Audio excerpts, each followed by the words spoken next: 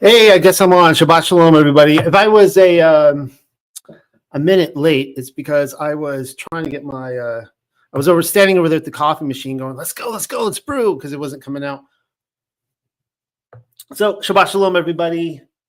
Hebrews and Shebrews, glad to be here. My name is Noel Joshua Halley. This is, of course, the Unexpected Cosmology. All praises go to the Father of Spirits, and of course, Yahushua HaMashiach, Yeshua, Jesus Christus, for all you Greek fans out there. And tonight we're talking about the Matrix and the mind of God. And I'm going to be asking the question: are we living in a simulation? I don't really like the word simulation. It kind of, it rings of being in a video game, a computer, and that is not what I'm advocating tonight. In fact, I'm not even sure what I'm advocating tonight. I'm simply asking the question. What started happening? Well, let me just back up. Tonight's presentation. Hopefully, everyone can kind of relax and not feel threatened by, what is Noel going to tell us this week? I'm not telling any of you that we live in a simulation. I'm simply asking the question: are we living in a simulation? And the reason being is, I in all of my readings of these ancient texts, I started finding that some of the ancients actually were asking the same questions. Now, they would phrase it differently. They would say, are we living in a dream? Actually, are we in the mind of God? And that's actually in the title. For me, that's a better explanation of a simulation. Are we actually in the mind of Allah Hayam, or God? And so rather than taking the same old matrix analysis conversation that we've had for the last 25 years now, I'm going to be looking at George Berkeley. He was a 19th century a British philosopher, and I think he had a role in the Oxford scene. And he had since you have to give every philosophy a title, he dealt with subjective idealism. And the axiom that we will be asking, rather than "I think, therefore I am," as proof of our existence, will be, to be is to be perceived. And when I say that, I think of those CK, Calvin Klein commercials from the 90s, the CKB, remember that? Or like some person's running down a long hallway and it's all blotchy from light, and these curtains are blowing in the wind, and someone, you could hear like a voice saying "to be," or be a beauty, be a beast, just be, CKB. Anyways, but that's what we'll be looking at tonight. To be is to be perceived. And I will be looking at Lewis Carroll tonight. I know. Before people put that in the comment section, yes, we will be reading from Lewis Carroll, who was actually highly influenced by George Berkeley when he was talking about his reality in the looking glass world. And for those of you who may not be aware, this is part of the ongoing series of a line-for-line study through the Holy Bible, through the Torah. We are in Genesis. We have been in Genesis chapter 1 for about 7 weeks now. I'm not really sure, several weeks, 8 weeks. And we're still on day 1 of creation. I mean, it's taking a long time to get through, longer than I was originally expecting. So my apologies, but no apologies. We are in, you can see all we're going to be covering tonight. I will be covering some old passages that you've already heard, and some brand new ones that you've never heard from these lips before. So let's get right into it. And here we go. The first book of Moses, Bereshit, chapter 1, first creation by Elohim. In the former time periods, as a powerful sign of working, chief son and heir Elohim filled with choice things, behold, as a sign Shemayim, the place of the names, and behold, as a sign, Aratz, the chief place of running. But observe how Aratz was unorganized and empty, and Sheshach rose up from the deep waters, went up to its face, but the Ruach, Elohim, as a wall of protection, moved violently upon the surface of the waters. Elohim then declared, light he will exist, and light he will exist. And Elohim gazed upon that beautiful light, and Elohim made distinctive the light from the darkness. And to the light, Elohim called out the name Ya'um, and to the darkness he called out the name Leah Laha. This was the close and the dawn of the first age. Elohim also declared, he will exist, Rakuya, between the waters, and let it be a division between the waters and the waters.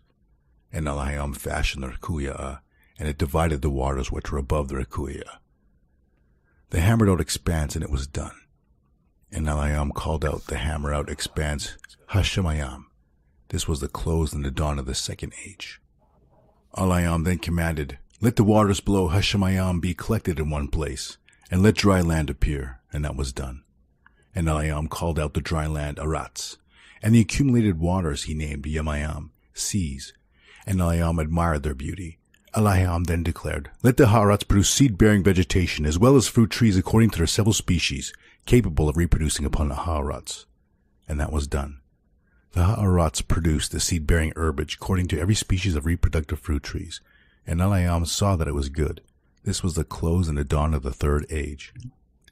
Elayam further declared, let there exist from lights in the firmament of Hashemayam for a distinction between the day and between the night, and let them serve for signs and for appointed times and for time periods and years, and let them also illuminate the firmament of the sky so as to gift light upon Ha'arats. And that was done.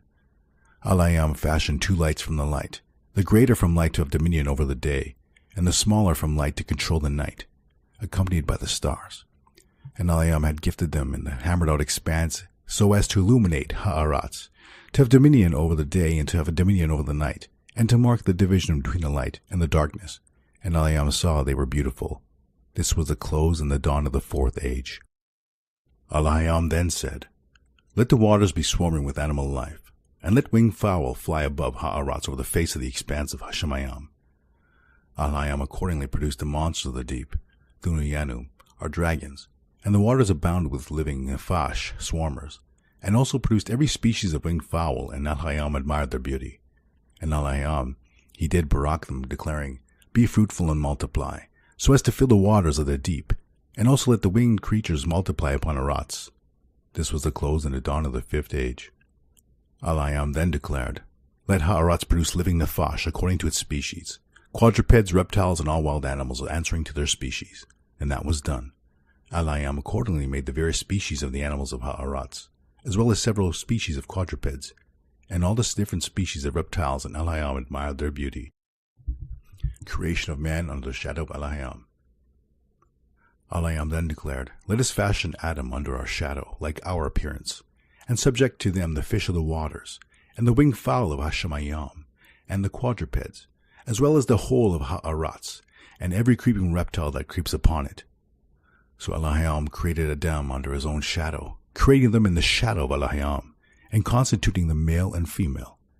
Elayam, as a powerful sign, he did barak them, and Elayam declared to them, be fruitful and multiply, so as to fill Ha'arats and subdue it, and rule over the fish of the sea, and the birds of Hashemayam, and over every living creature that moves upon Ha'arats.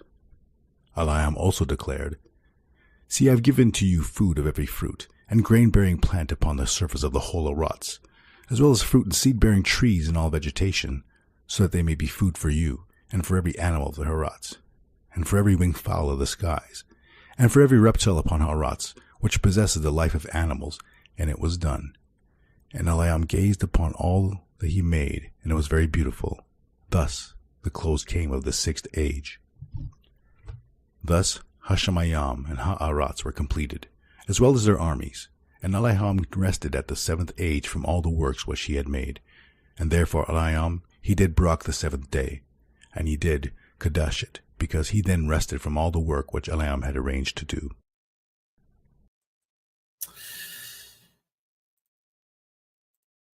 All right. One of you asked, was this the Sefer? No, this is from Pamela's second edition of Paleogenesis of Bereshith. And by the way, she just released that this last week. She came out with the second edition. So thank you, everybody who has been, I can't even think, giving to this ministry, supporting this ministry, which has made it possible for me to continue on, for Rebecca to continue on, and of course, Pamela as well.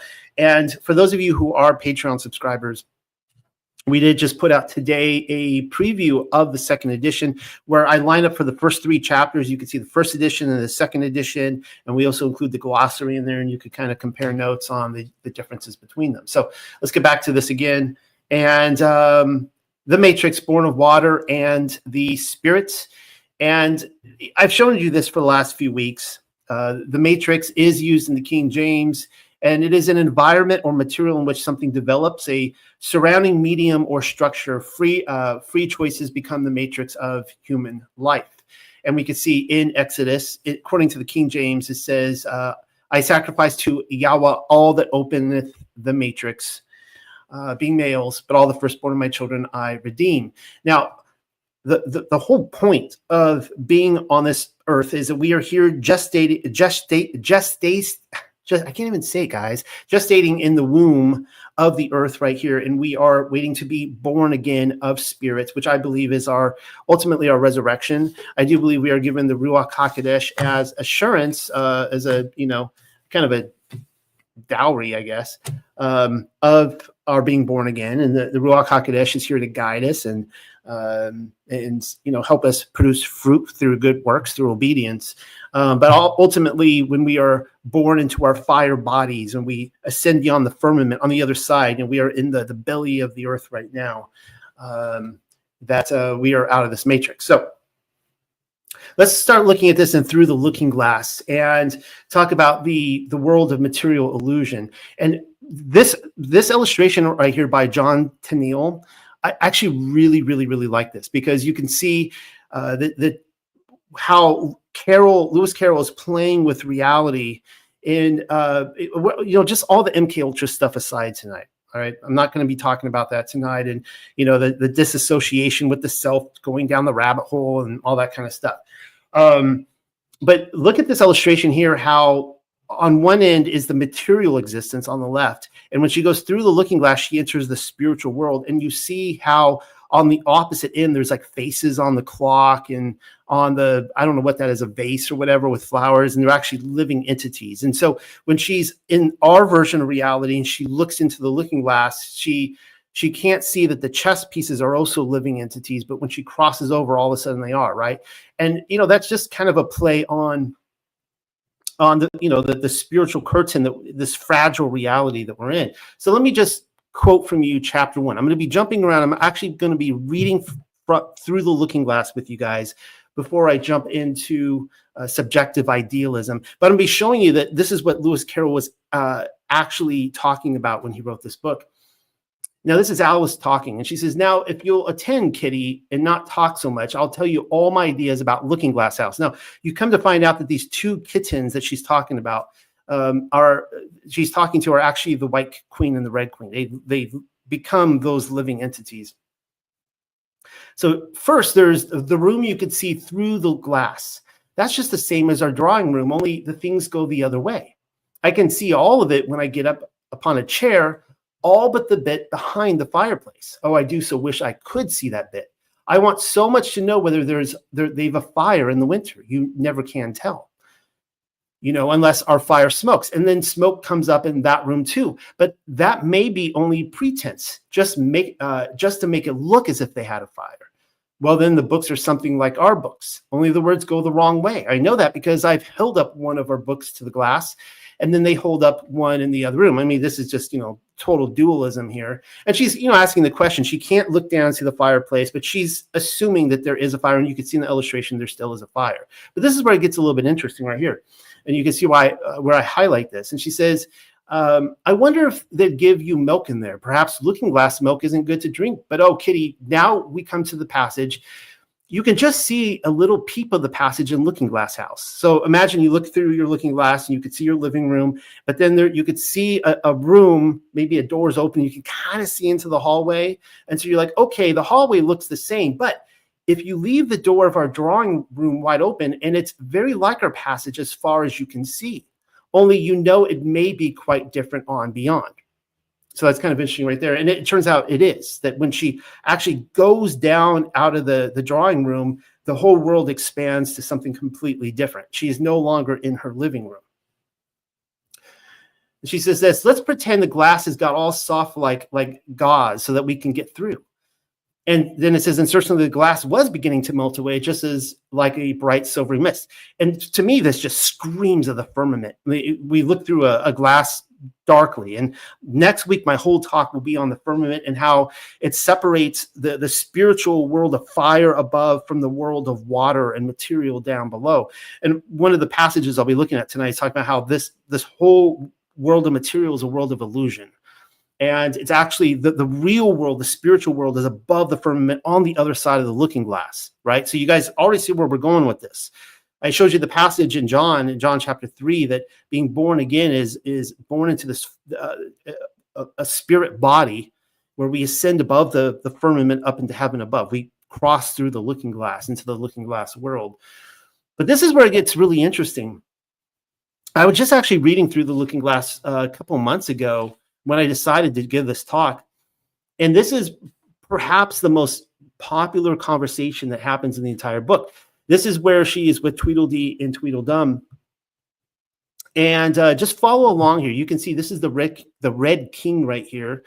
And he's sleeping. And of course, if you guys know anything about chess, the kings are the most impotent pieces. They don't really do anything. They kind of just sit there the whole game. Most games, you'll never move the king unless if he's in check, right? He just stays there. He's asleep. And it's the queen that runs around doing all the work, just like in the book. This was a puzzler. After a pause, Alice began, well, they were both very unpleasant characters. She's talking about Tweedledum and Tweedledee. Anyway, she sees the king. There's this loud noise, and this is what Tweedledee says. It's only the Red King snoring. Come and look at him, the brothers cried, and they each took one of Alice's hands and led her up to where the king was sleeping. Now, what's interesting about Tweedledee and Tweedledum is that they are twins, and they are mirror opposites, but they're both on the same side of the mirror. Most people have not commented on that. It's kind of interesting. There really should only be one of them. It should be Tweedledee on one side of the mirror, Tweedledum on the other, right? They're doppelgangers, but they're both on the same side of the spiritual curtain. Isn't he a lovely sight, said Tweedledum. Alice couldn't say honestly that he was. He had a tall red nightcap on with a tassel, and he was lying crumpled up into a sort of untidy heap and snoring loud, fit to snore his head off, as Tweedledum remarked. I'm afraid he'll catch cold with lying on the damp grass, said Alice, who was a very thoughtful little girl. And this is what I want you to see. Tweedledee says, he's dreaming now. And what do you think he's dreaming about? Alice said, nobody can guess that. Why, he's dreaming about you, Tweedledee exclaimed, clapping his hands triumphantly. And if he left off dreaming about you, where do you suppose you'd be? And he's saying, if you actually wake him up, you won't exist. So don't wake him up, because you're only conscious right now because he's sleeping. And she says, well, where I am now, of course, said Alice. Not you, Tweedledee retorted contemptuously. You'd be nowhere. Why, you're only a sort of thing in his dream. If that there king was to wake, added Tweedledum, you go out, bang, just like a candle. Now, she gets really insulted by this. Alice, gets insulted at everyone through these books. But the irony here is that we already read the part. I read you the passage where she's imagining, right? She says, Kitty, let's imagine all these things. And so in her mind, everybody that exists in Looking Glass in the world is through her imagination. So according to her, Tweedledee and Tweedledum only exist because she's dreaming about them. But then she's insulted at the fact that she is the aspect of somebody else's dream, right? It goes both ways. And then Tweedledum says this, well, it's no use you're talking about waking him when you're only one of the things in his dream. You know very well you're not real. I am real, said Alice, and began to cry. You won't make yourself a bit realer by crying, Tweedledee remarked. There's nothing to cry about. If I wasn't real, Alice said, half laughing through her tears, it all seems so ridiculous, I shouldn't be able to cry. I hope you don't suppose those are real tears, Tweedledum interrupted in a tone of great contempt. And then she says, I know they're talking nonsense. All right. So this bothers her throughout the whole book. And finally, at the end, she gets to the 8th square. She becomes a queen. She actually puts the king in checkmate. She simultaneously takes out the Red Queen and the king. She wins the game. And we see that she's still bothered by this. And she says, after a while, the noise seemed gradually to die away till all was dead silence, and Alice lifted up her head in some alarm. There was no one to be seen, and her first thought was that she must have been dreaming about the Lion and the Unicorn and those queer Anglo-Saxon messengers, which, given my Millennial Kingdom research, is really fascinating. By the way, the Anglo-Saxon messengers were the Mad Hatter and the March Hare, and of course, you guys probably, I don't need to re-explain the Lion and the Unicorn to you guys if you guys have been following my research. However, there was, and of course, the Anglo-Saxons, who were they, right? They were the conquerors of Britain, the prophecy of Merlin, the white dragon that will come in and take out the red dragon. However, there was the great dish still lying at her feet on which she had tried to cut the plum cake. So I wasn't dreaming after all, she said to herself, unless we're all part of the same dream. See, there it is. Only I do hope it's my dream and not the Red King's. I don't like belonging to another person's dream.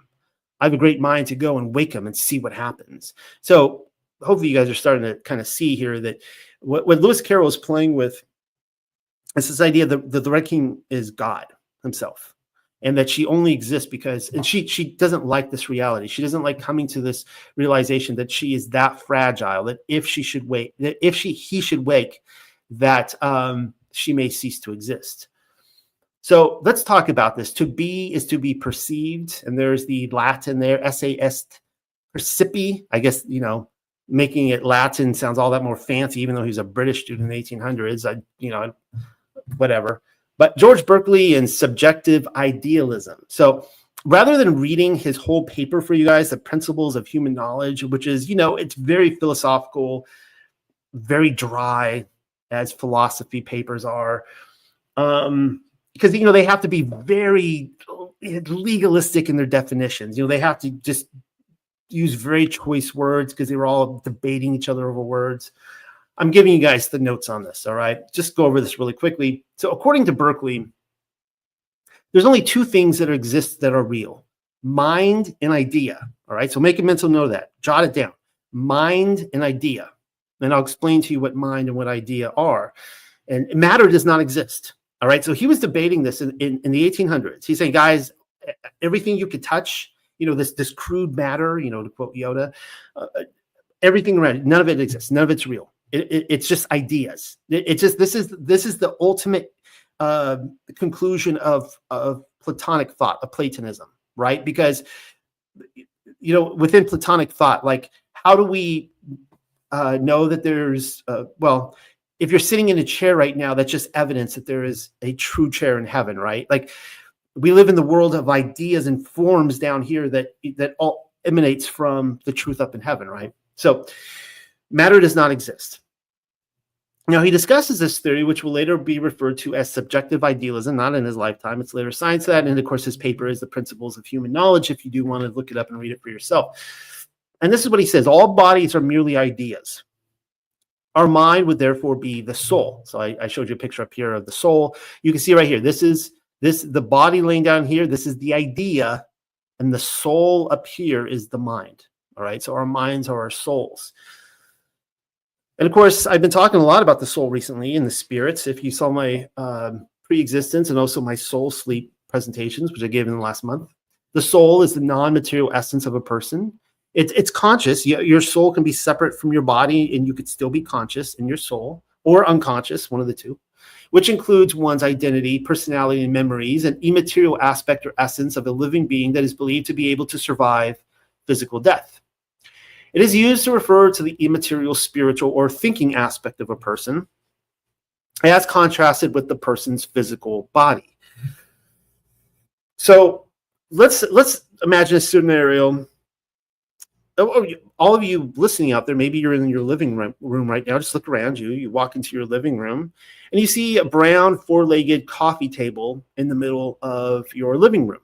You can see couches. You can see a butler chair or professor's chair, whatever, the brick fireplace, whatever's in your living room.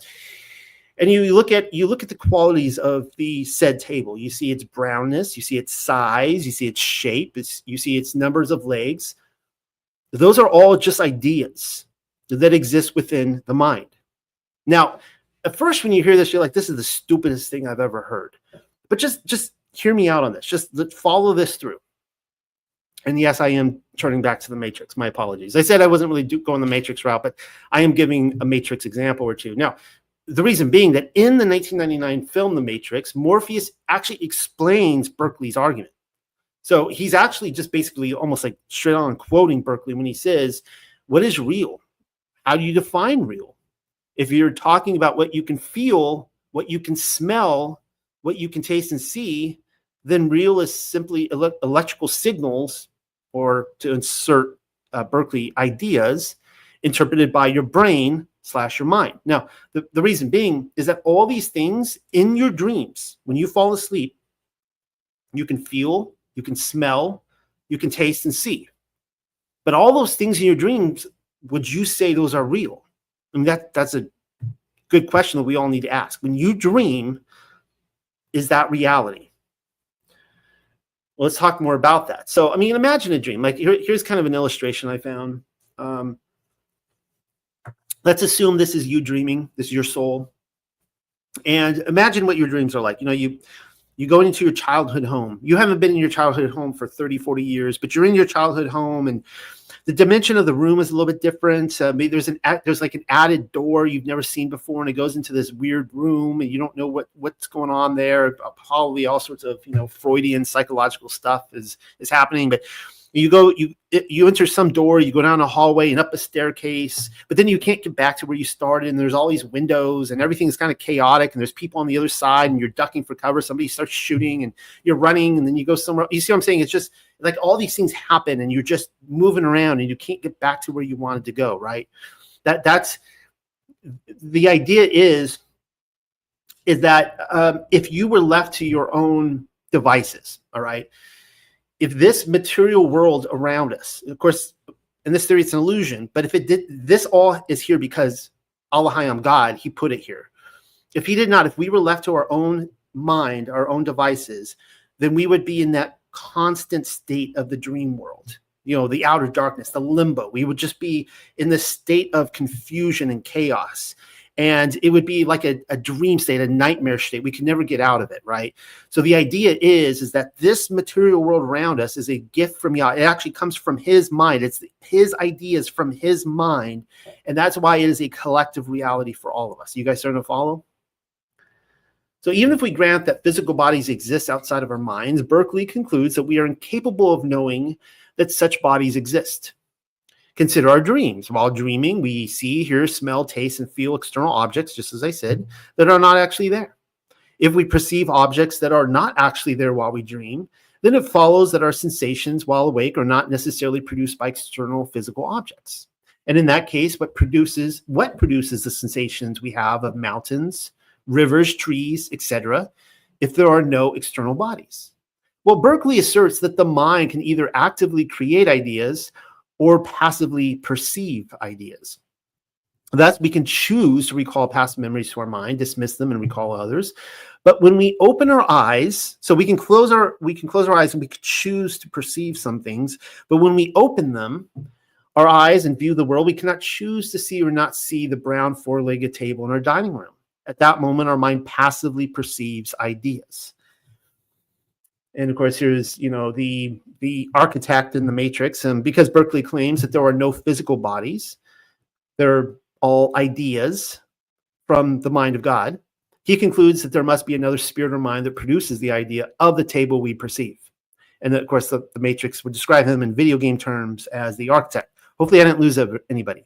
Hopefully, you're able. It's one of those things that, like, at first you think about that and go, "Oh, that's ludicrous. That's ridiculous."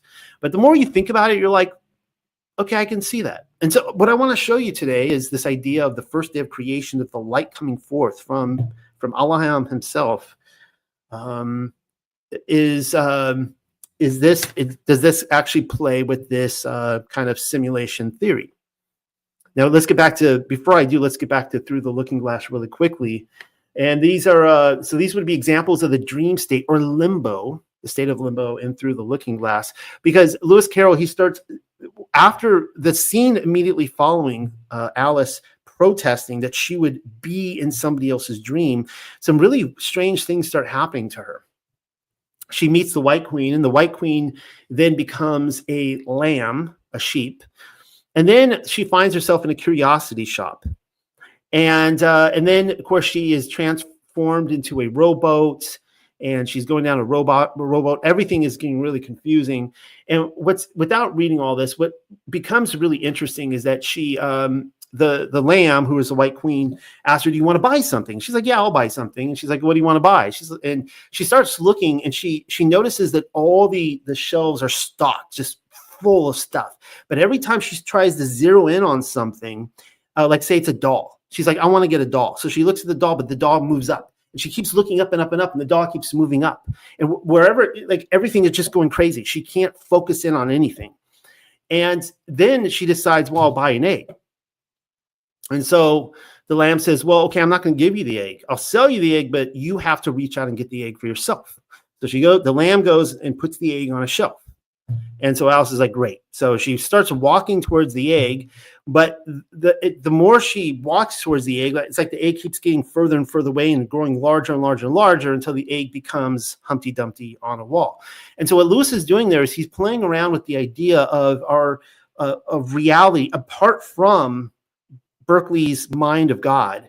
If we are inhabiting our own reality, this is what it would be like for us. We would be in that curiosity shop where you couldn't really grab anything, and it would be because we are not, as little creators, we cannot possibly create what Allah is able to create. Hopefully you guys are following.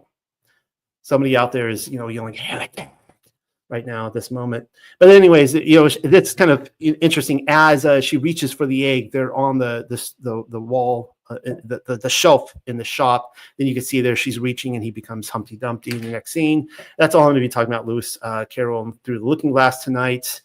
So let's talk about the mind in 2nd Enoch. I'm going to just start going through scripture with you guys. And now that I have established this, maybe it's one of those things you need to kind of rewind, play it a few times. I don't really know. But now that I have established this idea of mind and ideas, and think about this. Okay, this is the theme tonight. Again, I can't state this enough. To be is to be perceived. What does that mean? All right. So where am I going with this? So the only reason we exist is because we are perceived by Allah Hayam. We are in his mind. He thinks up everything in his mind, and then he materializes it. It comes out, the light comes out, and it materializes the world, and we exist. And so to not be is to no longer be perceived. That would be the final result, the destruction of everybody. You probably know where this is going, right? I'll be ending tonight on a very popular passage of scripture, and hopefully end on a very positive note about what it is to be perceived by Allah. That is all of our goal, to be known by him, right? We want to be known by Yahweh, for us to walk into his presence and say, I know you, come on in. All right. And Yahweh summoned me and said to me, this of course comes from 2nd Enoch, sit down on my left with Gabriel. And I bowed down to Yahweh, and Yahweh spoke to me, Enoch, beloved, all that you see, all things that are standing finished, I tell you, even before the very beginning, that all that I created from non-being, invisible things from invisible. Right? So, and this is true Platonism right here. So everything that exists that is visible, it started out as invisible. Hear, Enoch, and take these my words, for not to my angels have I told my secret, and I have not told them the rise, nor my endless realm, nor have they understood my creating, which I tell you today. For before all things were visible, I alone used to go about in the invisible things, like the sun from east to west and from west to east. But even the sun has peace in itself, while I found no peace, because I was creating all things, and I conceived the thought. I should have actually highlighted that there. I conceived the thought of placing foundations and of creating visible creation. Let's just skip down here for lack of time. And I was in the midst of the great light, and as there is born light from light, there came forth a great age, and showed all creation which I had thought to create. And I saw that it was good, and I placed for myself a throne, and I took my seat on it, and said to the light, go thence up higher, and fix yourself high above the throne, and be a foundation to the highest things, and above the light there is nothing else. And then I bent up and looked up from my throne. So this light goes out. This is talking about the first day of creation. It goes out from the actual mind of Yahweh here, or Allahayam. It goes out, his thought, and it creates thought, right? Mind, thought from mind, right? And it's interesting here that where the light does not go out, there is nothing there. And above that light, there is nothing else. And I summoned the very lowest, the second, well, let's see. Do I want to keep reading all this? Let's just skip to, okay, so that's good there. All right, Second Enoch. All right, let's see what Chronicles of Jeremiah has to say. With the help of God, I commenced to write my book without interruption. You have to wonder if he was ever interrupted. I don't really know. I haven't read the end of the book to know if he was. These are the generations of the heavens and the earth when they were created on the day when Yahuwah Elohim or made heaven and earth. So who can express all the mighty acts of God? If there anybody who can possibly, is there anybody, man, I'm sorry guys, I need more coffee. Is there anybody who can possibly give utterance to the mighty deeds of God and proclaim all his praise? Not even the ministering angels can do this. It is only possible to recount part of his mighty deeds and to explain what he has done and what he in the future will do, so that his great name may be exalted among the creatures whom he has created from one end of the world to the other. As it is said, every generation shall praise thy works. This is what I want you to see. For those of you listening in the car right now and not seeing the highlighted portions, before the world was created, God and his name alone existed. When it entered his mind to create the world, he drew the plan of the world, but it would not stand. This may be compared to the action of a man who wishes to build a palace. Unless he plans out its foundations, its exits, and its entrances, he cannot commence to build. Thus God planned the world before him, but it would not stand until he created repentance. So he's talking there about the foundation. The world could not exist unless he brought in the plan of salvation. And this has been talked about in the different ages, how in past ages he ruled by strict justice and he judged accordingly. But he brought in Yeshua in this plan of creation in this age.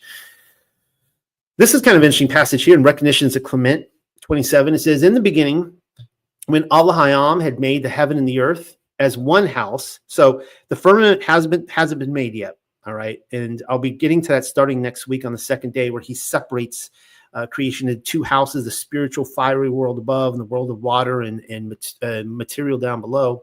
It says, the shadow which was cast by the mundane bodies involved in darkness, those things which were enclosed in it. Kind of interesting there. But when the will of God or Elohim had introduced light, that darkness which had been caused by the shadow of bodies was straightway dispelled. Then at length light is appointed for the day, darkness for the night. Not really sure that proves the simulation dream theory, but I thought that was interesting and worth reading. So what I have talked a lot about in the past is the book of creation. So this will be repeat for some of you. Others, it may be a new introduction. But I do promise you guys to stick with me through this. And I will be reading from books that I have never read from before. But this is reading from the Kolbrin. Quick introduction for those of you who may not know the Kolbrin. It is written by the people in Britain, a bit more Druidic. These are the same ones who identify as coming out of Egypt at the time of the Exodus. I just interviewed before this tonight a woman named Jennifer Hartz, who did a lot of research on Tia Tefi, and I'll be showing that interview, Yah willing, this next week. And she talks about at the time of the Exodus, even though many of the Israelites went to Mount Sinai with Moshe, that there was others that sailed up to Greece. And we also know that there were others that went to Britain. And in fact, in the lost chapter of Acts 29, which is in the Sefer, for those of you who don't know that, it's put in right after 28. Paul goes to Britain and he actually meets the Druids. And the Druids say, yeah, we're the Jews. We actually came out of Egypt. So that's kind of where this is coming from. In case you don't know. And it says, before the beginning, there was only one consciousness, that of the eternal one, whose nature cannot be expressed in words. It was the one soul spirit, the self-generator, which cannot diminish, the unknown, unknowable one, brooding, solitary, and profound, pregnant silence. Isn't that an interesting choice of words? Have you ever heard the phrase a pregnant pause? It's kind of like, it's kind of an awkward moment, a pregnant pause. But it's, in this case, it's a pregnant silence. Like in the silence, he's actually, creating life through his mind, through his consciousness. The name which it uttered cannot be that of this great being who, remaining nameless, is the beginning and the end, beyond time, beyond the reach of mortals. And we, in our simplicity, call it, well, in this version, it would be God, but in the Paleo Hebrew, would say Elohim. That's what we call the Father of Spirits, Elohim. Let's skip down here. It says, the essence was quickened by a ripple from the mind of Elohim. So this is the light coming forth, right? In this case, it's a ripple, which I love. It's like these vibrations that are breaking forth. And of course, we know that all material is really, you could say the world of illusion in the same way, right? That the material illusion, that it's all just these quarks, bouncing together, whatever, but it's literally music that is vibrating and creating everything around us. It's such a beautiful idea. It quickened by a ripple from the mind of Elohim, and a creative thought was projected. This generated power, which produced light, and this formed a substance like unto a mist of invisible dust. It divided into two forms of energy through being impregnated with the spirit of Elohim and quickening the chaos of the void within the universal womb. Became spun out into whirlpools of substance. From this activity, as sparks from a fire, came an infinite variety of spirit minds, having each creative powers within itself. So from the minds of Elohim, you could say these ideas spun forth within the womb, and from his mind came our minds, right? These other spirit minds. Time no longer slept on the bosom of Elohim, for now there was change, where before all had been unchanging, and change is time. Now within the universal womb was heat, substance, and life, and encompassing it was the word, which is the law. Now in Hebrew terms, this would completely agree. You would say was the word. We know the word is Yeshua or Yahushua HaMashiach, and by law we would say the Torah. So you could say it was the word, which is the Torah. Thus, the universe came into being as a condensation of Elohim's thought. And as it did so, it obscured him from all enclosed within his solidifying creation. And it says here that the secret of creation itself has to be unraveled by the created. That's the way he set up this universe to be, to hide himself, even though he can be discovered here. He isn't so hidden that we can't discover him. All right, so let's just jump on here. This talks about the womb of the earth, but the kingdom of illusion in the book of creation. It says this right here. I love this passage. What you know to be good, seek for, and it shall be found. You may plumb the seas and pluck the stars. You may live in everlasting glory and savor eternal delights. Above and below and all about, there is nothing beyond your reach. All with one exception is yours to attain. Then Elohim laid his hand upon man, saying, now you are even as I, except you sleep there enclosed in matter in the kingdom of illusion. So there it is again. Like, think about Alice with the Red King and all that kind of stuff, right? So the funny part is that in Looking Glass terms, because everything is opposite in the Looking Glass house, the king was actually awake and she was actually asleep. You see how that works? Everything is an opposite. And so now you are even as I, except you, that's you and me, we sleep enclosed in matter, right? Material world around us, in the kingdom of illusion, while I dwell here in the freedom of reality and truth. It is not for me to come down to you, but for you to reach out to me. You can see that's a long passage there. But it says again, mankind was perplexed with difficult problems and set the task of unraveling the illusion of nature. That's from the book of creation. Material illusions in the book of wisdom. It says this: it is not through the divine will that man suffers. The divine will is that man fulfill the divine plan through learning to overcome the restrictions and illusions of a material existence by rising above them. The troubles and trials are there to goad man on, to stimulate him, to rouse him out of material lethargy and urge him towards the development of spirituality and wisdom. I'm not sure if you saw what just happened there. Imagine if there is think of the book of Revelation, where the church of Laodicea highly commented upon that it was lukewarm. And The idea of being, Yeshua says, I wish you would either be hot or cold, right? But you're lukewarm. And the idea is that you think of like a hibernating bear, and the bear is just like, you keep poking the bear. You should never poke a bear with a stick, by the way, but do not do that. Do not go into a bear's cave and poke him. But it's this idea that, you're just like lethargic. You can't be woken from your slumber. And that's the point here of, it says the material world was created, even though it's an illusion. It was created in order to, so that we could rise above it. So see what it says right here. If man suffers unduly, it is because of his own heedlessness and waywardness, his ignorance of the true meaning and purpose of life. So this would be perhaps a cold person as well. They have failed to understand why this material illusion surrounds us. The point of this world is to stimulate us, to wake us up from our sleep, to rouse us out of material lethargy and urge us toward the development of spirituality and wisdom. Now, in truther terms, we tell everyone, wake up, you need to wake up, right? Which is true. But what are you supposed to wake up to? Are you supposed to wake up to the reptilians? You're supposed to wake up to the flat earth?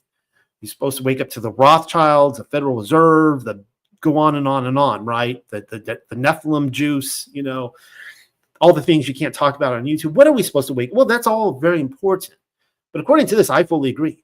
It is so that we are to wake up to the development of spirituality and wisdom, which is what this channel is all about, what this ministry is all about, guys. It is about Yah's instructions in righteous living. And I look about me and I see all these other channels and websites and things out there talking about a lot of the same stuff I'm talking about, but there is no interest whatsoever in developing spirituality and wisdom.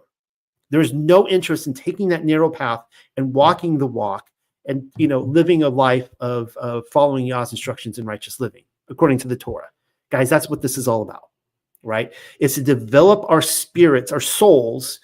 We can't, you and I cannot choose what we look like when we're born. Now, maybe in pre-existence, maybe we were able to go to the designer store at the mall and go, oh, I'll take that body over there. Oh, I can't afford that one. I get to be the ugly person. I don't really know how it worked out, but we were born into these bodies.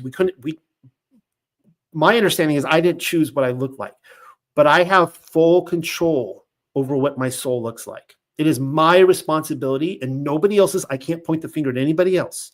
All the terrors out there, I can't make excuses. I can't point the finger at Satan.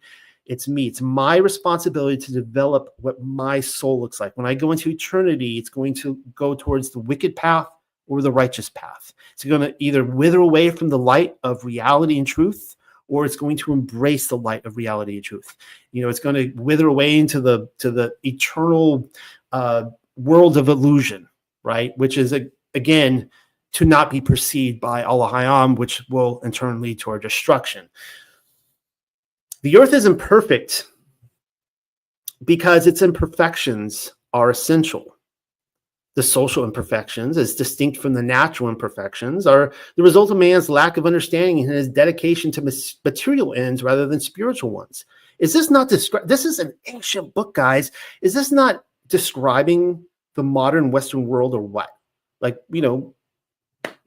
I grew up with the mantra of the 1980s was I'm a material girl. No, I never identified with that, obviously, but we lived in a material world, and my desire every week was to take my allowance and run down to the shopping mall and buy something. Right?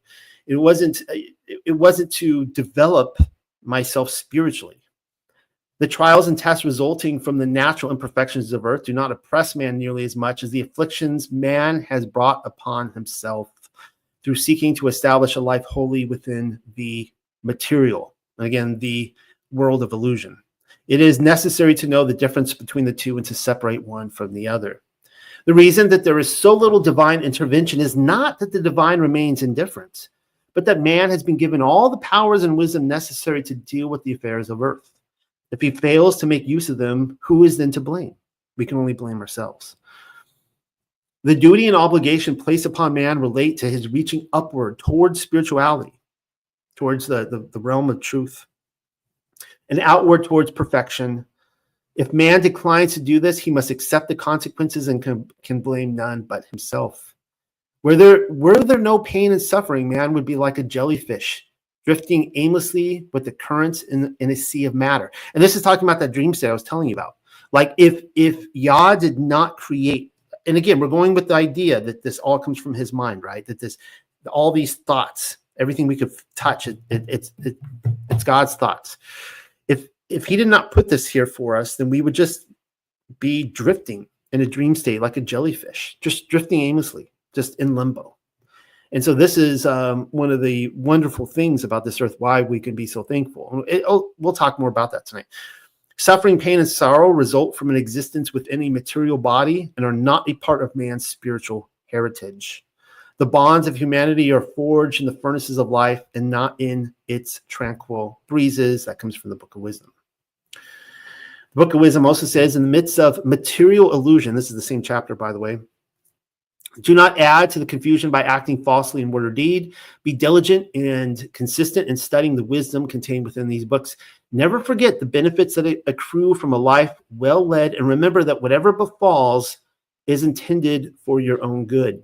If a man, establish yourself by your manliness, and if a woman, by your femininity.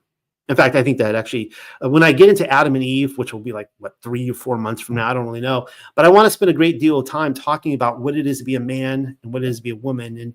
And the definition, actually, that I've come up with, the goal of a man and the goal of a woman that I am going forward with is that it is a man's goal to, it is a man's job to, I'm just already botching up my definition. It is a man's job to inspire the woman to be woman, and it's the woman's job to inspire the man, to be a better man, to be a better woman. The spiritual realm lies between the realm of matter and the realm of the divine. If your mind is unable to grasp the idea of the divine and you cannot understand what is meant by spirituality, do not be dismayed. How can an ordinary, unenlightened mind do so when it is shut in by a corrupt material world and enclosed on every side by illusion? Absolute purity cannot be seen amid the clouds of earthly impurity, and in this defiled place, the immaculate is inconceivable. For those of you who remembered, maybe last spring, I did that whole thing on Mary Magdalene and the mandala. And go back and watch that. And I talk about, entering a cave and how she lived her life in a cave. And I showed the medieval mystic, he was unidentified, who used her as basically the teacher for what it is to rise above this world of illusion into the cloud of unknowing. That's what he called it, just darkness. And he's saying that to truly experience Allah Hayam, you cannot think any thought in your mind of anything material, because he himself, he's not a penguin, he's not a bear, he's not a dog, he's not a house, he's not a building, he's not a train, he's none of these things. None of those things we place in the idols, right? He's in the cloud of unknowing, and that's kind of what it's talking about here. That you have to, and it's saying here that we are so trapped in this world of illusion, this material illusion, that we're never really in this lifetime going to really fully understand the spiritual realm. And it's saying, that's kind of, it's to be expected. Like, don't beat yourself too hard for not getting it right now. Man is not expected to achieve perfection here on earth, but only to seek it, right? Seek ye first the kingdom of heaven, and all these things will be given unto you. His vision cannot penetrate the thick mist of mortal and material illusion, which have closed in upon him. That comes from the Book of Wisdom, chapter 21. Another passage from Book of Wisdom, chapter 21, it says, men must learn that while they traverse the arid deserts of materialism, they must expect to suffer the thirst pangs of unquenchable desires and unsatisfied urges. Their feet will always drag heavily through the sands of sorrow and suffering. Only when they come to the cool waters of spirituality can they rest, refreshed, and satisfied. The dust storms of passion, the mirages of deception and illusion in the dark cloud of mortal ignorance must be penetrated in order to glimpse the light of divinity beyond. Chapter 21. All right, now I'm going to new territory now that I've never read to you guys before. This is also coming from the Colburn in the Book of Scrolls. So we'll be looking at mind and thought. If a man would know heaven, he must first know earth. Man cannot understand heaven until he understands earth. He cannot understand God until he understands himself. And he cannot know love unless he has been loveless. God is unknown but not unknowable. He is unseen but not unseeable. God is unheard but not unheardable. He is not understood, but he is understandable. The goal of life, pay attention to this, right? It's telling you right here, what is the meaning, the goal of life? Here it is. The goal of life is upstream, not downstream. So it's not easy street. Man must struggle against the current, not drift with the flow. And of course, as you guys know, bread and circuses, right? What is the number one thing that is keeping people from going down the very narrow path?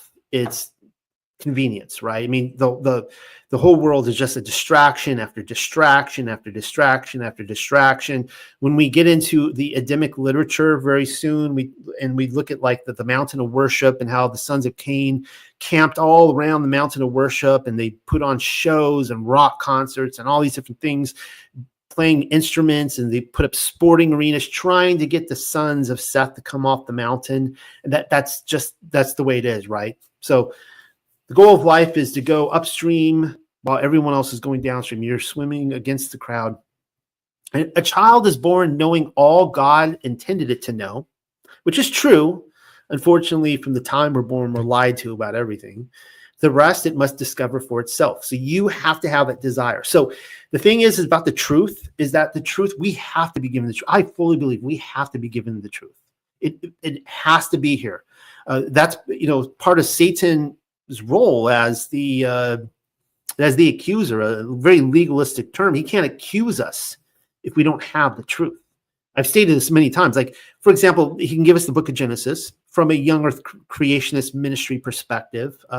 He can give us the book of Genesis and say, okay, read that. See how stupid that is? Like, guys, it's evolution all the way.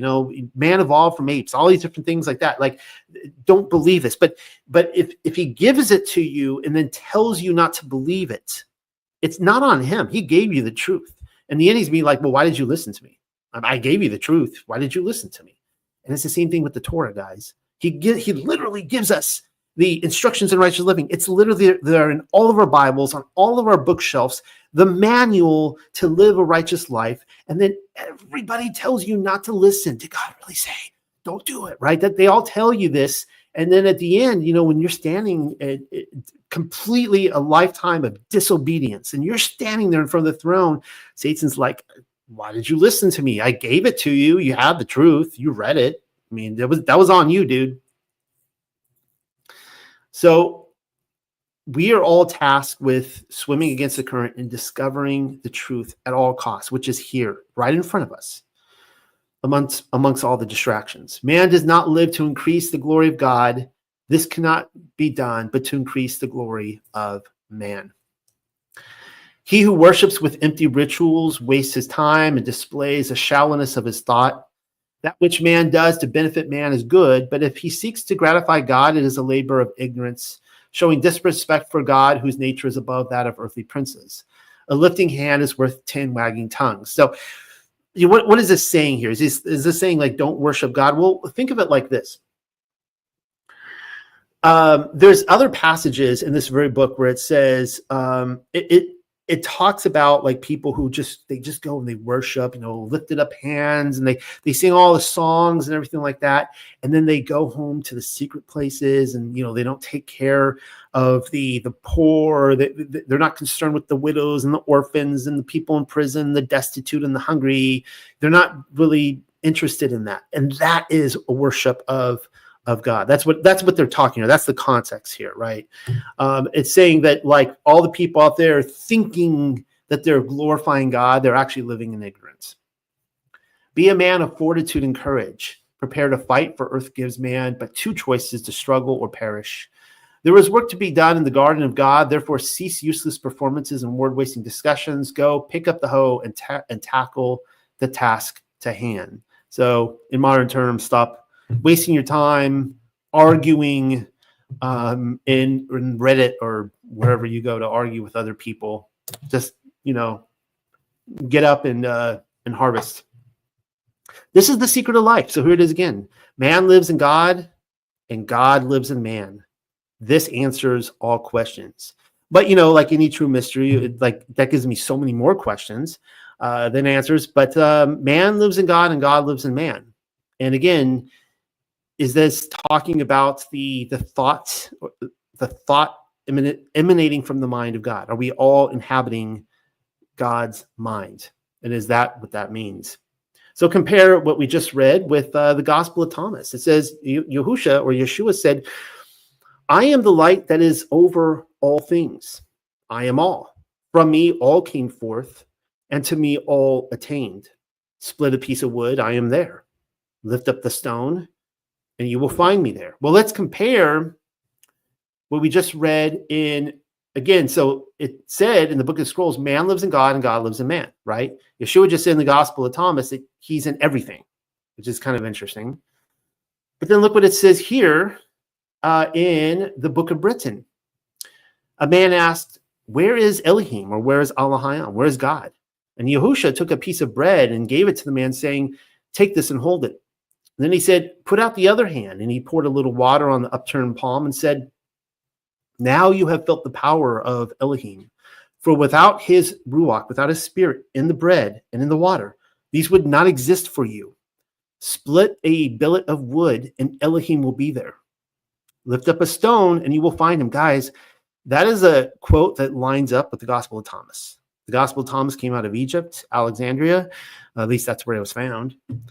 And this came from Britain. It's the book of Britain, which, if you know what the book of Britain it is the follow-up to the book of the Nazarene / book of the Illuminators. This is like the Acts of Joseph of Arimathea. Another said, tell us how we may best serve Elohim. And Yahusha replied, talk not of serving Elohim as you would serve a king. In serving Elohim, man serves himself. You ask in your heart, shall you be this or that or a priest? Let your own heart point the way, and having chosen it, follow it with devotion and fortitude. And that, I think that's stating here how each of us in the harvest of the field, we are each kind of have a personality and talents, and we're to develop those talents. We're to go all in and develop those talents. All right. This, of course, I can't, barely go a week without quoting from Hildegard. And she says the same thing about wisdom. Oh, wisdom's energy, whirling you encircle in everything embrace in a single way of life, saying that wisdom is in everything material. And so we're starting to get this idea that everything, you split open a piece of wood, look under a rock, everything and all matter, all my skin, everything. Elohim is there, Yahushua HaMashiach is there, and wisdom is there. That's the Trinity. They're all three. Like there's somehow all of creation comes from them. All right, so let's go ahead and read again from, this is also from the Book of Scrolls. All right. God is in all, and he encompasses all. You guys picking up a theme here tonight? There is no God but the true God, and his existence is our assurance of life everlasting. He was before the beginning and will be after the end. So basically, the fact that, again, to be is to be perceived, right? It's not I think, therefore I am. It's our assurance of our security is the fact that God exists. If God does not exist, we don't exist. We all just cease to exist. He is mighty and all-powerful, and his magnificence and majesty, no man can conceive him. His divine nature is beyond the understanding of man. His creation is awesome. His ways unfathomable. Let's imagine a situation where Satan wants to kill God, right? And you would ask, well, why would he want that? Well, maybe ceasing to exist for him would be far better than eternal torment. For those of you who saw my video I did, my research on the all-consuming fire, or the fire that consumes, I actually believe that the wicked and the sinners will be annihilated. They will be destroyed. But I couldn't come to that conclusion with Satan. It seems that he and his angels will burn for eternity. Now, I could be wrong about that, but that seems to be what's implying. That sounds like something that Satan will not be looking forward to. I could see a situation where he would rather destroy all of creation and just press the delete button. It all goes away and he's destroyed and annihilated. That would be a better for him to take himself out than have everyone else get taken out and he's left in torment. Just a thought. His creative thought, this would be God's creative thought, brought all things forth. So there it is, from his mind, right? All thought. And the power which flows from him is life. He holds life within his mind and the universe within his body. Well, that's kind of interesting that the universe is his body. And some of you are going to be like, that's Kabbalah. Well, we just read that Hakamaha, wisdom, the Ruach HaKodesh, wisdom, that she's in everything. That I went through that whole thing, that the whole cosmos only exists because of her, right? And how, well, let me just scroll up here. It says, I heard a voice saying to me, this lady whom you see is love. This lady is wisdom. This is the Holy Spirit, whom has her dwelling place in eternity. When God wished to create the world, he leaned down and with tender love, that's her, provided all that was needed. And as a parent prepares an inheritance for a child, and thus in a mighty blaze, Yahuwah ordained all his works through the Ruach HaKodesh, right? So again, everything that's material is through her as well. As the sun surrounds man with light, though it be hidden behind the storm clouds, so is man in the thoughts of God, though God himself be hidden from him. So all of cosmology is within his body, you could say, as well as wisdom, and we're in his thoughts. Just seeing some themes here continuing. God rules over all earths and all spheres. That's kind of interesting. He is in them and they are in him. All things are in God and he is in all things. What is, was, to be, all things begin and end in God. Meaning if there is no God, that's the end. End of story. There's nothing else, right? We will never outlive God. If God dies, we die. It's over. This alone is wisdom. Understand and live forever. And of course, I'm not worried about God going anywhere. I mean, are you really worried about God dying? I'm not. All right, here's another passage from the Book of Scrolls. He alone causes herbs to blossom in beauty and causes all things to come forth in their proper order and time. All flow from his directing thoughts.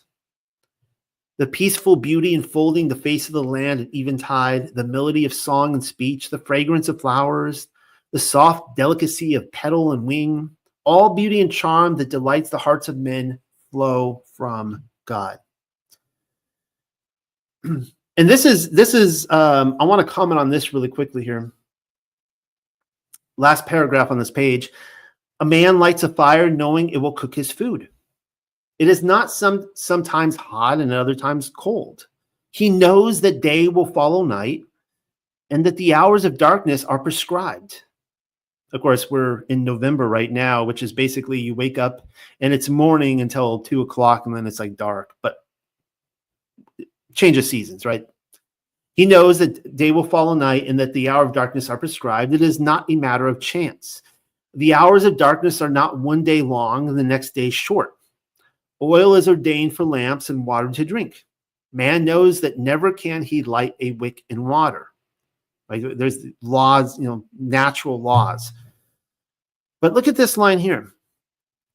Man looks about him and sees order, not confusion. And if we were left to our own minds, we would be in constant confusion. And he knows that where there is organization, there must be an organizer. The ordinances of God are established for the benefit of man.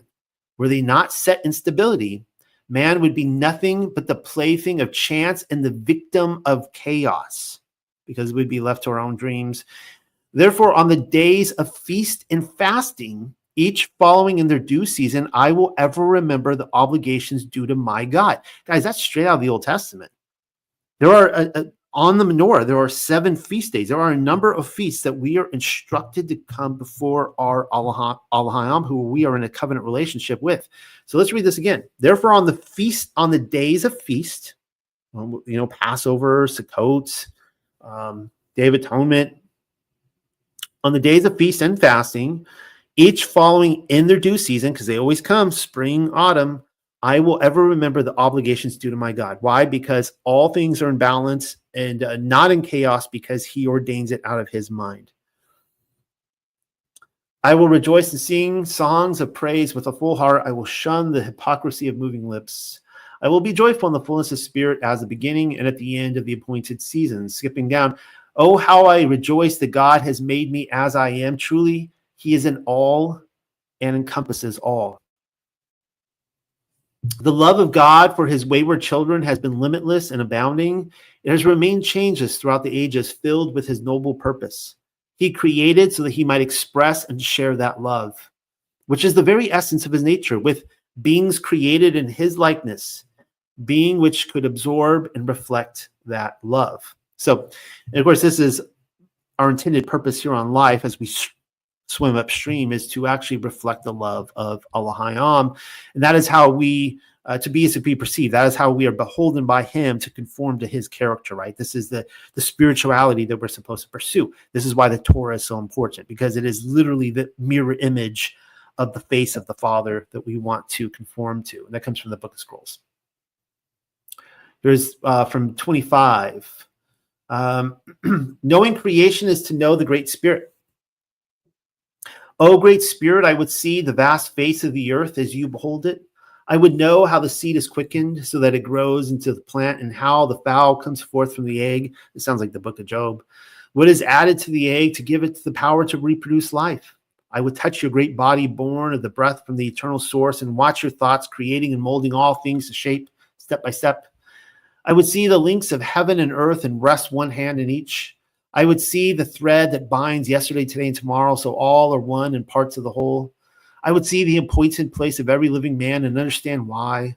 I would see the purpose of every beast and every plant, every tree and everything that flies and crawls. I would know gladness with the children as they play and go singing on the way to their places of instruction. I would watch birth and death and solve their mysteries. I would know the depths of hatred and the heights of love. I would journey the adventurous path of love and in hand with another. I would know its secret, its delights and their shadows and the secrets of its silences. I would know the beginning and the end and understand what links them. I would see the chain of the years and the necklace of the days. I would know the purpose of it all. Then, knowing all these, I would know you at last, O Great Spirit. Book of Scrolls. All right, let me just read this highlighted section here. I'm looking at the time.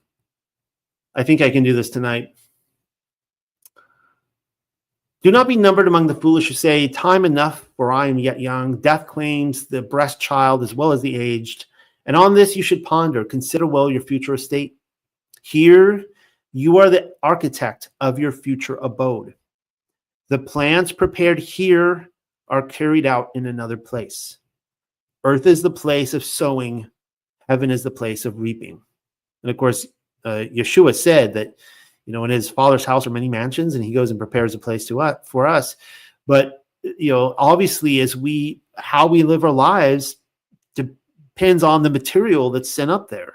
I mean, there's an old kind of a parable of a man who dies and he goes to heaven, and you know, maybe he meets Peter at the gate or whoever, but he's like, hey, let me show you to your eternal home. The guy's like, great. So he takes them through a neighborhood, and there's these huge mansions, just palaces. And the guy's getting really, really excited. And they're walking down the street, and the houses keep getting smaller and smaller and smaller and smaller. And he's starting to panic, and he finally takes them, you know, to the shack. And he's like, well, here you go. I mean, he made it into eternity, but he's like, wait, why do I get the shack? Why don't I get? And he's like, dude, we really wanted to build you that huge mansion. You didn't send us the material. Like, we were up here building the whole time. Like, just, you should have sent it, right? So that's part of sculpting our spirit, our soul, eternally. It's up to us to do it now. And we don't know the hour, right? Some people live to be 2 or 3 years old. Some people 80, 85, or 100. We don't know. So don't waste another day. Start sending your supplies. Heaven and the many heavens beyond heaven, earth and the many earths beyond earth, are held in the thoughts and power of God. That comes a fragment from 25. He who sees his own self in all things and in all things in his own self is awakened. basically understanding that, God is in everything, that we are in God. Book of Scrolls. All right, let's talk about another book in the Colburn, the Book of Morals and Precepts, which I am in love with this book. I want to do it's like 80 or 90 chapters or something like that. It's a very long book, but every chapter is so just amazing. I just want to just read it to you guys. But keeping to the theme of dreaming, here we go. His dwelling place, this would be God's, is set in the universal center, and he encompasses all the universes, great and small. His breath sustains life in multitudinous forms, and his thought holds all things to their proper shape. Makes sense, right? So remember, there's only mind and ideas. You can say mind and thought. And so again, the table, the chair, everything it is held in that shape because it comes through his thought from his mind. Men hear his voice without understanding. Man dreams and says, this is reality.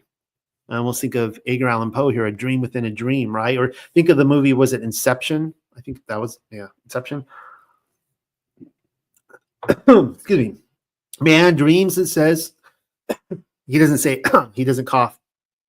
Man dreams and says, this is reality. He sees the shadow, but is blinded before the light.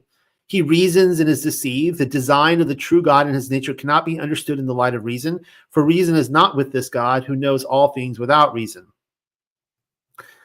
By the power of his thoughts, many kingdoms are brought forth beyond earth. He speaks the unutterable word, and they are created.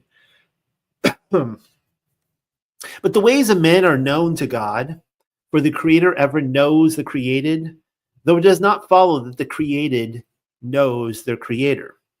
And again, this is the kind of the ending of the story, right? If we don't truly know him, then he's not going to know us. We exist now because he knows us, but we are in his mind. There's going to come a time where many people are going to stand in his presence, be like, I don't know you. You didn't conform to my image, my thoughts, my mind. It says here, the consciousness he shares with you, the God shares with you, is the source of your life. So again, it's not to think, therefore I am. It's he thinks, therefore I am. Only that which serves the purpose of the great God is accounted worthy by him. As you guys can see, I'm skipping all over the place, but this is just so we can get through this. The true God neither rewards nor punishes, for he has established the law whereby each man decrees his own fate. So again, you guys know my position on this. The law was given to us in the first 5 books of the Bible. We all have it. We decree, we choose the blessing or the curse. It says that all through Deuteronomy. You decree your own fate, whether or not you live by that established law or not. In that awesome day of reckoning, the wicked shall be revealed in hideous shapelessness. That's kind of interesting, right? We lose all form and shape, the wicked. But the upright shall step forward in splendor. Therefore, give due respect to the law of God. Walk in his ways. We're told to walk in the way, right? Bow to his decrees. You were placed on earth that his purpose may be fulfilled, not yours, but his. And that's how you praise him, right? By not the empty praise of just, kumbaya, throwing your hands up, but actually living a life that conforms to his character. Therefore, fight not against his will, nor rebel against his laws, lest you bring about your own destruction. So according to this, God doesn't destroy anybody. Everybody destroys themselves. God will not destroy the transgressor of his law, for he will destroy himself. Each man ultimately decrees his own fate and receives his reward or punishment according to the law, the blessing or the curse. Now, for those of you who are like, wait a second, what about the people thrown in Gehenna? Well, I have already explained that the irony is that we're told, we're raised in the church it's a very destructive theology that, people are tormented forever and ever and ever in the flames. Actually, it's the complete opposite. The wicked are destroyed in the fire. The righteous have to live through the fire forever. Because to be in the presence of Allahayam. He is an all-consuming. He is just fire and flames. His house is built of fire, and there's like rivers of fire coming out from the throne. And it's like, we are going to, guys, if we're righteous, we're going to be in the fire for eternity. It is the wicked by their own actions, by their own rotten fruit, who cannot stand in the fire, they're consumed. So I would say this book right here, the Book of Morals and Precepts 2, is actually 100% correct in this statement. All right, so I'm going to be ending on these passages tonight. Behold the face of Yahuwah Allahayam. And I'm taking you now through the Colburn. Thank you for being patient there. I want to take you now through actual canon and show you, what the salvation is. Salvation is to be beheld by the Father. And of course, Messiah showed us how to do it, right? Hear a just cause, O Yahuwah, attend my cry. Give ear to my prayer, which is not from deceitful lips. Let my vindication come from your presence. Let your eyes look on the things that are upright. You have tested my heart. You have visited me in the night. You have tried me and found nothing. Isn't that an exciting thought? That you guys, like, we were having this discussion earlier tonight. For those of you who are interested in attending our meetup, we do every Sabbath before I go live at my Unexpected Cosmology Discord channel. And we were talking about how you can actually choose to keep the Torah. You can live a righteous life. There are people in the Bible. We were talking about John the Baptist's parents. They were righteous. They were not accredited with sinning. There's people in the Old Testament as well that we were taught that, like, I was raised with this thought that, like, every single second you're sinning. I mean, it's the most ridiculous thing, but, like, I remember being in college, and just to let you know, I never smoked anything in college, but the conversations we were having sounded like we were high all the time. We were like, this very moment, we're sinning. This very second, we're filthy rags. We're like an animal returning to its own puke. We can't help it. Like right now, we just can't stop. We're just sinning. And that's seriously like the worldview. You just have to point to Jesus, right? You just point to him because he didn't sin and you just can't. It's like, no, that's not the way it works. No, you can choose to be obedient. It's not that hard, guys. So it's an exciting thought that the 17th psalmist is saying here that Yahuwah, you visited me in the night and you have tried me and found nothing. I have purpose that my mouth shall not transgress concerning the works of men. By the word of your lips, I have kept away from the paths of the destroyer. Uphold my steps in your paths, that my footsteps may not slip. Psalm 17:15. 2 Corinthians 4:6 says this, because, I love to throw in Paul in every discussion. For it is the God who commanded light to shine out of darkness, who has shown in your hearts to give the light of the knowledge of the glory of God in the face of Yahushua HaMashiach. Well, that is a wordy sentence. Let me just read that one more time. For it is the God who commanded light to shine out of darkness. So that goes in with the theme that we've been talking about today. Remember all the mundane shapes in the darkness, and his light broke forth, and from his mind it kind of exploded and everything material came into existence. Who has shown in our hearts. So the very Allahayam who commanded light to shine out of the darkness has shown in our hearts to give the light of the knowledge of the glory of Allahayam in the face of Yahushua HaMashiach. That's amazing. So Yahushua HaMashiach came to show us the way. He came to show us, to shine the light for us and point us to the Father. 2 Corinthians 4:6. 1 Corinthians 13:12 says this, when I was a child, I spoke as a child, I understood as a child, I thought as a child. But when I became a man, I put away childish things. For now we see in a mirror dimly. And I think of like, of course, this plays into the looking glass theme, right? Alice looking through into the spiritual world on the other side. Of course, she crossed through. But next week we'll be covering the firmament. Come back for that. We see in a mirror dimly, or through a glass darkly, through the firmament, but then face to face in the spiritual world above and looking glass world. Now I know in part, but then I shall know just as I am also known. So that's the goal, right? That we will be in his presence someday and we will see him face to face and go, I was in the material world of illusion. I didn't get it all. I tried, but I pursued spiritual truth. And now here I am in your presence and I see you and I know you just as you know me. To be is to be perceived. Versus we get in his presence is like, I don't know you. Goodbye. First Corinthians, that's our hope, to be known by him and to know him. Revelation 22:4 says this, and he showed me a pure river of water of life, clear as crystal, proceeding from the throne of Elohim and of the Lamb.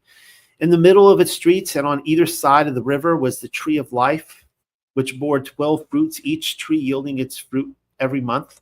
Kind of interesting, too, that, talking about the seasons and how they are all dictated by the law of Elohim through his mind. The leaves of the tree were for the healing of the nations, and there shall be no more curse, but the throne of Elohim and of the Lamb shall be in it, and his servants shall serve him. They shall see his face, and his name shall be on their foreheads. That's right? To be is to be perceived. And that's what we want, to be face to face with him someday. That's why we want to live according to his mirror reflection now, by conforming to his character, so that we could actually be in his presence and be conformed. Numbers 12. This is the incident where Miriam and Aaron have a problem with Moses. Then Miriam and Aaron spoke against Moses because of the Ethiopian woman whom he had married, for he had married an Ethiopian woman. And if you remember, this is kind of a side point. If you remember the Torah portions, I covered this, and this was the I don't believe this was Jethro's daughter. This was speaking. I think he had two wives, and I think this is speaking of the Cushite woman when he was he never had relations with her, but he became king of Ethiopia for a time, and that's a whole different story. And anyways, they have problems with her. But here's what it says: "Hear now my words. If there is a prophet among you, I, Yahweh, make myself known to him in a vision. I speak to him in a dream. Not so with my servant Moshe. He is faithful in all my house. I speak to him face to face, even plainly, and not in dark sayings." I love that line there, that he speaks to him face to face. The rest of us, he speaks to us, people in riddles and all that kind of stuff, but he spoke to him like they were facing each other. It's really exciting.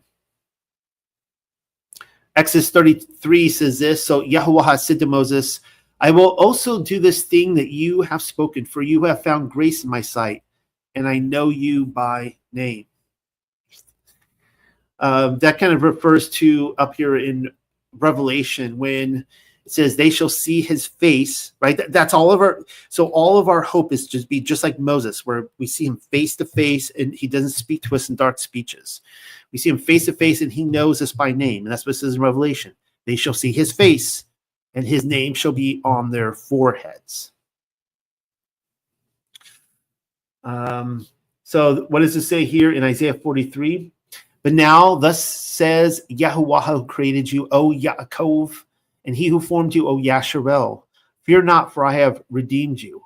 I have called you by your name. You are mine." Isaiah 43.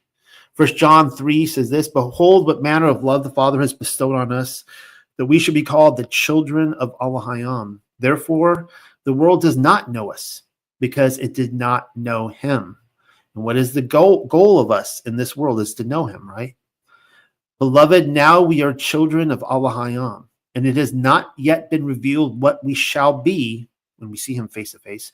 But we know that when he is revealed, we shall be like him, for we shall see him as he is, face to face. To be is to be perceived. And everyone who has this hope in him purifies himself just as he is pure." 1 John 3, 1-3. So that's kind of an interesting one right there. I thought all things were made clean, right? But in everyone who has this hope to see him face to face, to be as he is, because we shall see him as he is. Everyone who has this hope purifies himself just as he is pure. So I would say make every effort to live a pure life, to purify yourself. Make sure you are constantly purifying yourself. And a part of purifying yourself is living in repentance for our transgressions. James 1, 22 through 25.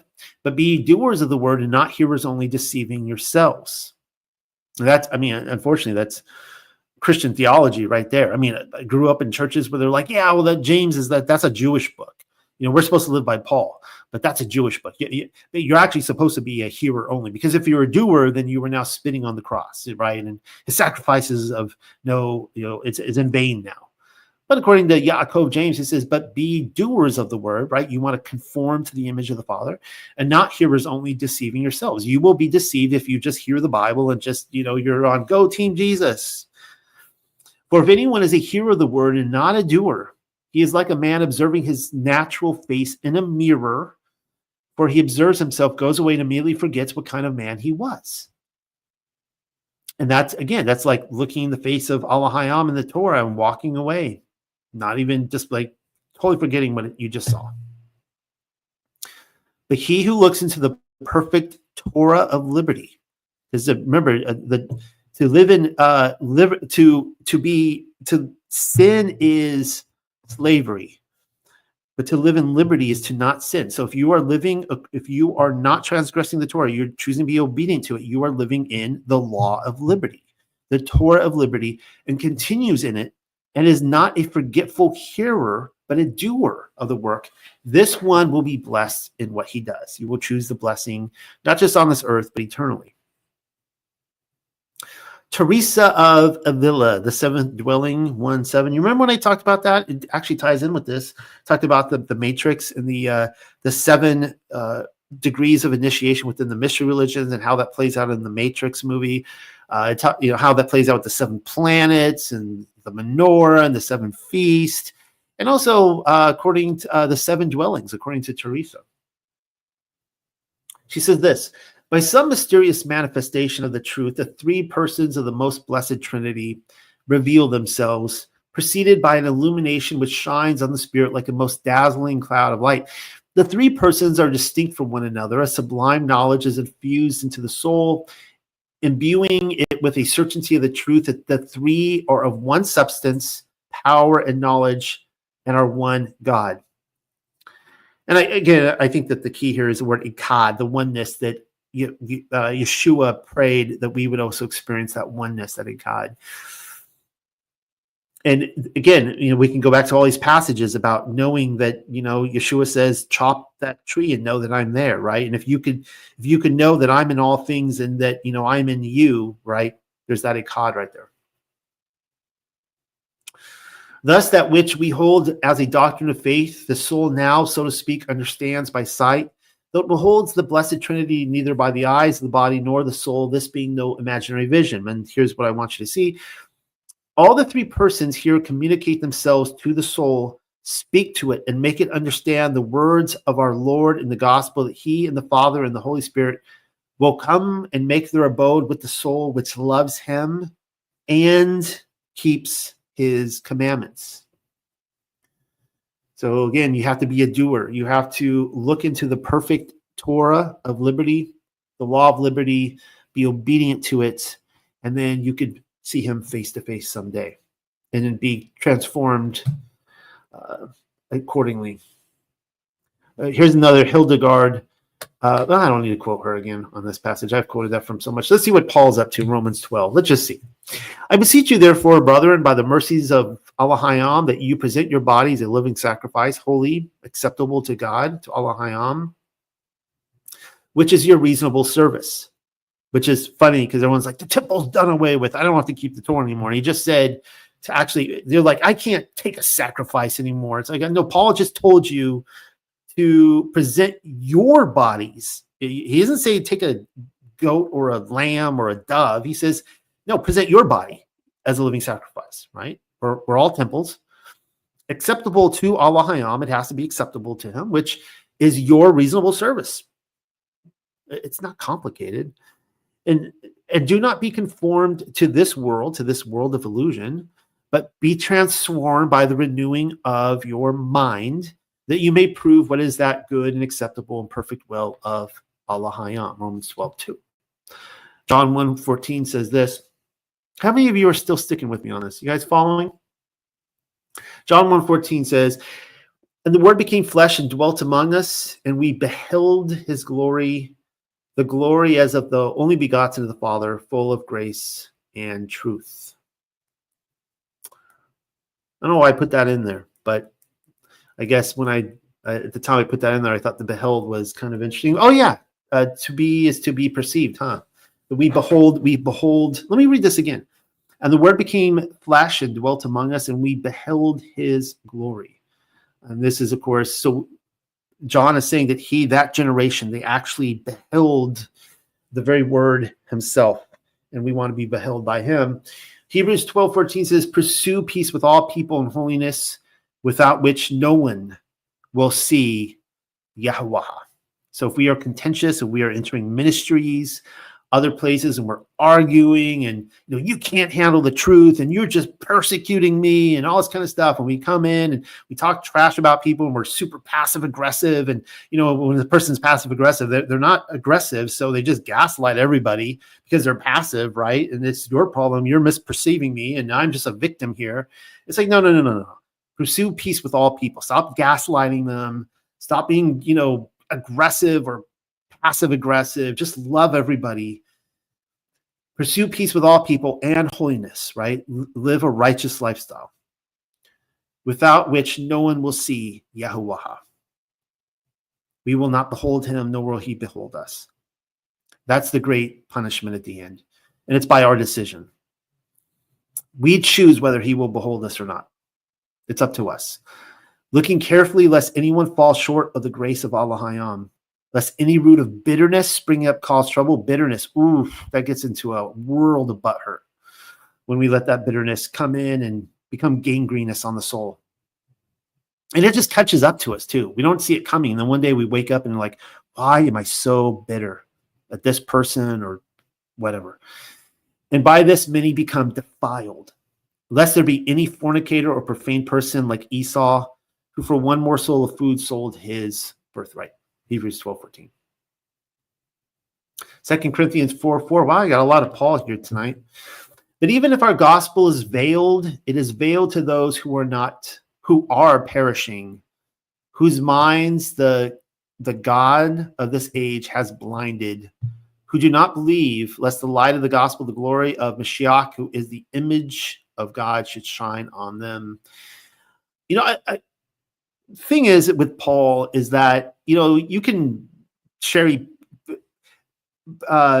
Paulianity teaches you to cherry pick him and to make him out into whatever, you could read that and go, you see, that's proof right there that, the people who follow the Torah are blinded. It's like, that's clearly not what he's saying. I would say it's the complete opposite is the case, that it is absolutely incredible. One of the discussions we were having beforehand with my group was a question came up about the things that like the Roman Catholic Church is hiding and, the things they're burying and keeping from us. And there's all this concern out there about the truth that we don't know about. We need to get to the truth. We need to get to the bottom of everything. And what I'm telling everyone is that, like, wait a second here, like, look around at the world. Look around at 99.9% of Christianity, the billions of people on this earth who claim to be Christians, and they all tell you that they don't have to keep Sabbath, they can eat whatever they want, that everything is clean, including the Nephilim, the prick and all that kind of stuff, which that whole narrative is falling on its hinges. The fact that Jesus made all food clean, everything clean. Really? Like everything's clean? Like you've seen all the GMO stuff out there? You're telling me that's clean? Like clearly he hasn't made everything clean. And this is the cognitive dissonance that is, like it's catching up to people, and people are like waking up and realizing like, oh my goodness, I'm putting in toxins and poisons into my body, and this theology isn't really cutting it anymore, that there really is unclean stuff out there that we are not to put in our temple. So truly it's the God of this age that has blinded people from what? From living a righteous life. He's not blinding people so that they are being obedient. That's not how people are blinded. People are blinded by being disobedient, and they think that that's God's will for their life, that they're supposed to be disobedient. That's what Paul is saying. All right, 2 Corinthians 3, 16 through 18. But we all with unveiled face, beholding as in a mirror the glory of Yahuwah, as being transformed into the same image from glory to glory. And so, of course, that is our goal as well. According to Paul, we see this over and over again. We want to behold his face, transform into his beauty. So my conclusion tonight, I'll be ending a little bit early. Usually I go about 2 hours and 10 minutes or so. I'm going to be ending a little bit early tonight, but that is okay. The conclusion, according to, are we living in the mind of God? Which I don't know. I don't know if we are or not. I've given you some things hopefully to think about the world of illusion, that this all might just be thoughts, the thought from his mind. Conclusion, to be known or not known. I'm going to read you a passage from Matthew chapter 7.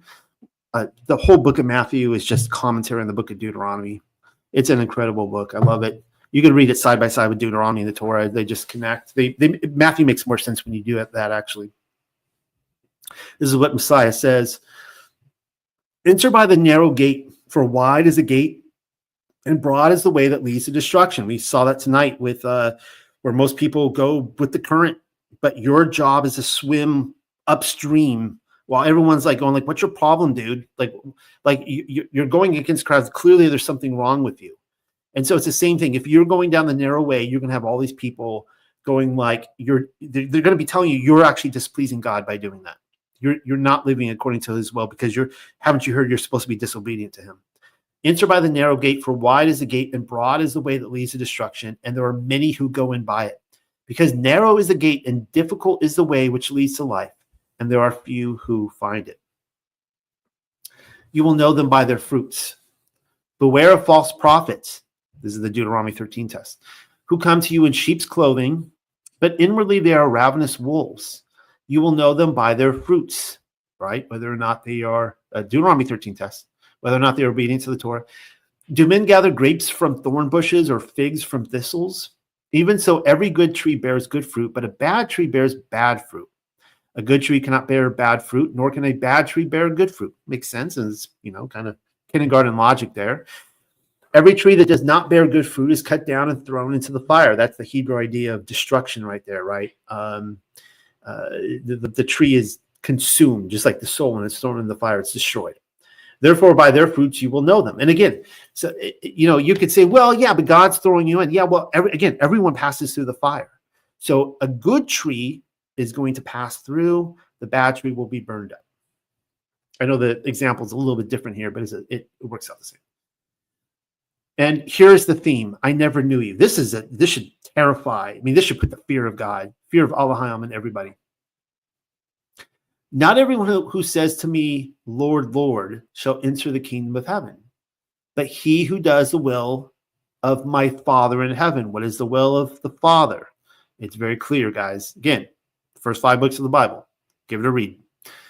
Many will say to me in that day, Lord, Lord, have we not prophesied in your name, cast out demons in your name, and done many wonders in your name? And this is what frightens me about the charismatic movement. Okay, I used to really come down on speaking in tongues. I have never spoken in tongues. I do not speak in tongues. I do not believe that the tongue babbling is biblical at all. Okay, but I'm not even criticizing that anymore.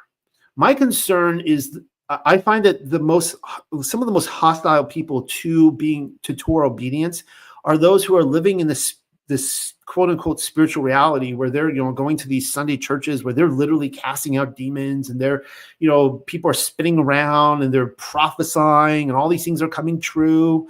And the Deuteronomy 13 test says, look, these prophets, they may see things that come true, but if they tell you to break the Torah, don't listen to them. Right. And so I have people tell me Noel, what you're saying about that obedience to the Torah, that can't be true, because if it was, because we're disobedient to it, and all these things look at all these things that are happening, all these miracles, that those couldn't possibly be happening if we were not being blessed by our Father in heaven, by Jesus, right? And he's straight out telling you, don't listen to that logic. Like, that is not the determination. You living in a spiritual reality, and like, oh, I see demons everywhere, and I say the name Jesus and they flee from me. Like that, guys, that is not what is going to save someone according to his words. That's not Noel talking, that's his words right here. And then I will declare to them, I never knew you. Depart from me, you who practice lawlessness, right? You workers of iniquity, you workers of lawlessness, Torahlessness. You were like the man of lawlessness, like the Antichrist himself. That's one of the qualifications of the Antichrist spirit, is living in disobedience to the Torah. They were living according to the spirit of Antichrist, unfortunately, right? The Antichrist, the spirit of Antichrist has the power to do many wonders. And that's what we see alive in the church today, the spirit of Antichrist. This is why I keep telling people I'm not really concerned about the Antichrist coming. If the Illuminati want to play their Antichrist card, it's like we already got the Antichrist in the world. He's already telling people to be disobedient. He's got people right where he wants them. And then you see, build on the rock. Therefore, whoever hears these sayings of mine and does them, I will liken him to a wise man who built his house on the rock. And the rain descended, and the floods came, and the winds blew and beat on that house, and it did not fall, for it was founded on the rock. And of course, you guys know the people that build their house on the sand. And this is talking about eternally, that realization when we die and we stand in his presence, and you're like, dang it, I just spent my life building a house on the sand in the world of illusion. The whole world was set up for me to try to navigate against all these distractions. It was there to discipline me, and I chose not to be disciplined. I chose to be distracted. Depart from me, you who practice lawlessness. I never knew you. So what we want to hear him say is, I know you. We want to, well, let me go back up to 1 John here. Close on this tonight. The world does not know us because it did not know him. Beloved, now we are children of Elohim, and it has not yet been revealed what we shall be. But we know that when he is revealed, we shall be like him, for we shall see him as he is. And that is how I want to end this tonight. That should be all of our goal. It should be all of our prayer, that we shall be like him, for we shall see him as he is, face to face. To be is to be perceived. Hope you guys enjoyed that tonight. And again, I'm not telling you that the simulation theory is the correct theory. I hopefully gave you something to think about. And as I started out explaining, for those of you who may not have caught it at the beginning, I don't even like the word simulation because it implies computers, video games. I was kind of going with the idea of the mind, more of a dream state, right? That the mind of Elohim, which I think is a really exciting thought. That leads some people maybe to despair.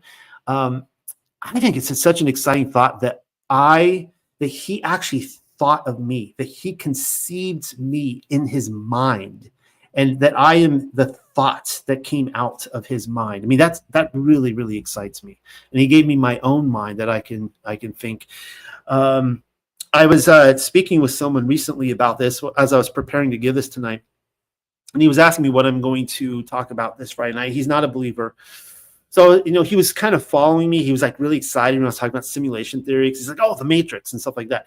And I told him about this idea of to be perceived, and how the destruction of the soul at the end are, according to this theory, those who are not perceived by God. He looked at me like with such despair.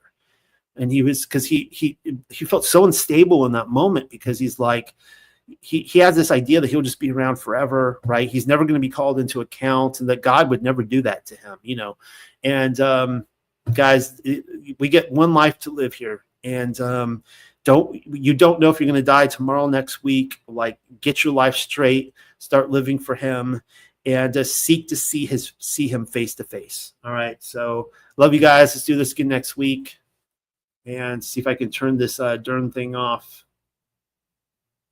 I can't do it. Wait. Here we go. Good night, everyone.